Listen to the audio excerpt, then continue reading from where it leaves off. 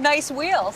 Yeah. Well, So how old is this caddy? I think it's about 5 years or so.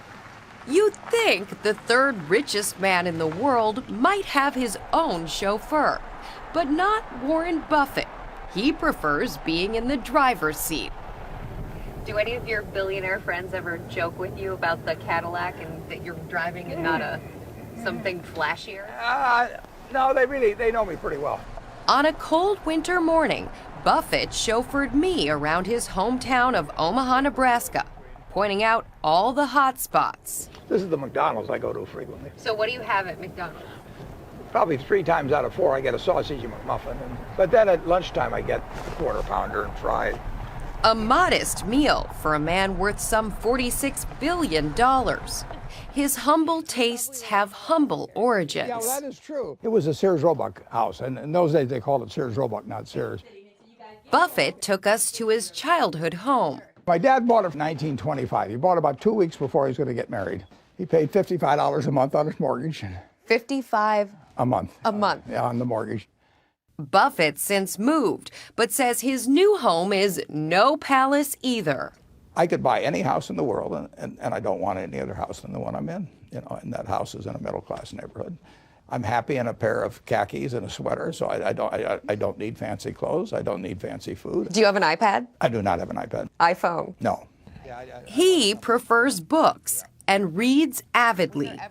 Even as a boy, Buffett, whose father started a small stock brokerage, devoured anything he could find on money. I bought my first stock when I was 11. Which is incredible, that at 11 years old you were buying your first stock. Well, I would have bought it sooner, but I didn't have the money. It took me about 5 years to save $120. That was in 1941. Oh, there I am down at the bottom here. There you are in this I'm over corner. here, and that's Bob Russell and Rich You Olson. kind of have like a little bit of a grin on your face. I must have been thinking about investments at the time. Warren Buffett, now 82, has vowed to give his money away to charity. So this is you.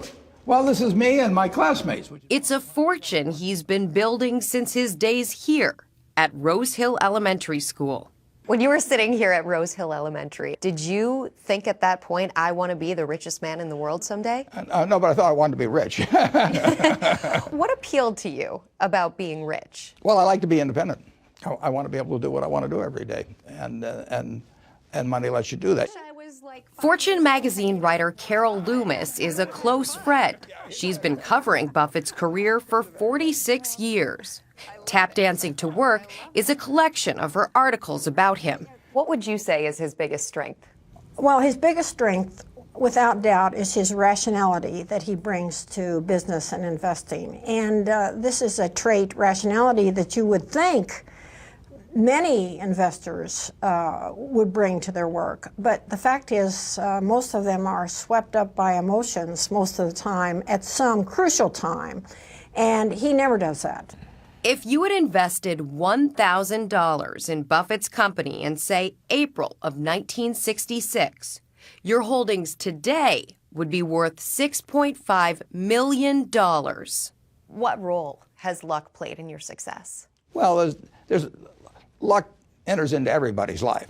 And Buffett says that begins at birth. The womb from which you emerge determines your fate to an enormous degree for most of the 7 billion people in the world. Just in my own case, I was born in 1930. I had 2 sisters that have every bit the intelligence I have, every bit the drive, but they didn't have the same opportunities. Because you were a man. And I was white.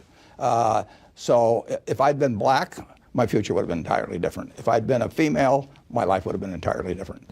Buffett is just as outspoken about economic inequality.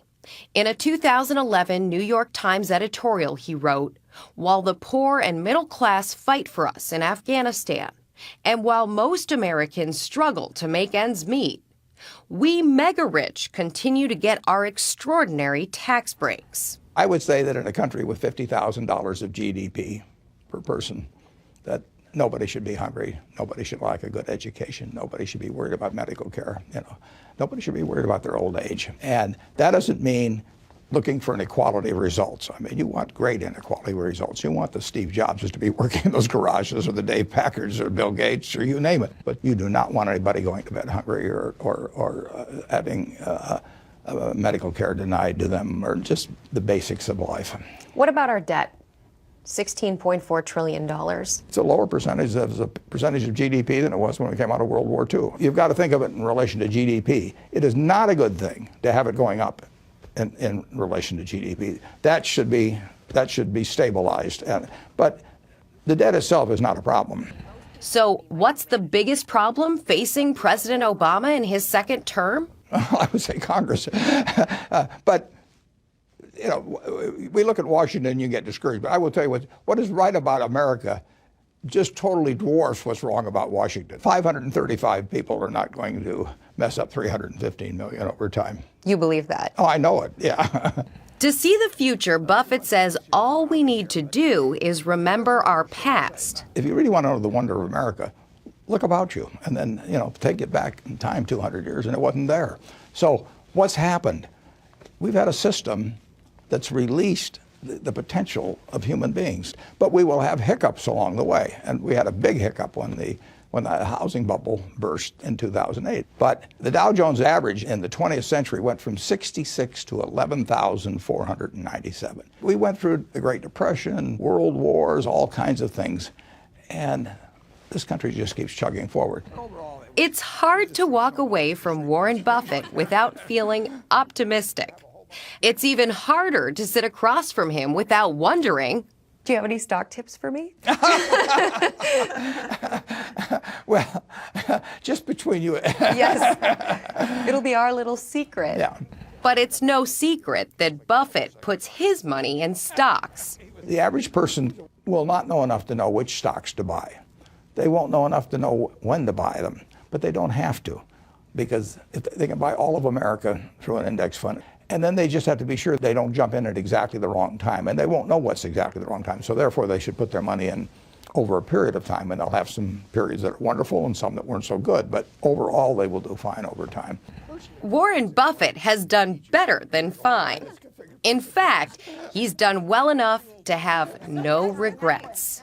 It would be churlish for anybody with all the good luck I've had in life, and to look back and say, you know, that this could have been better, that could have been better. It's been wonderful. Do you look back? Not much. I think it's a big mistake to look back.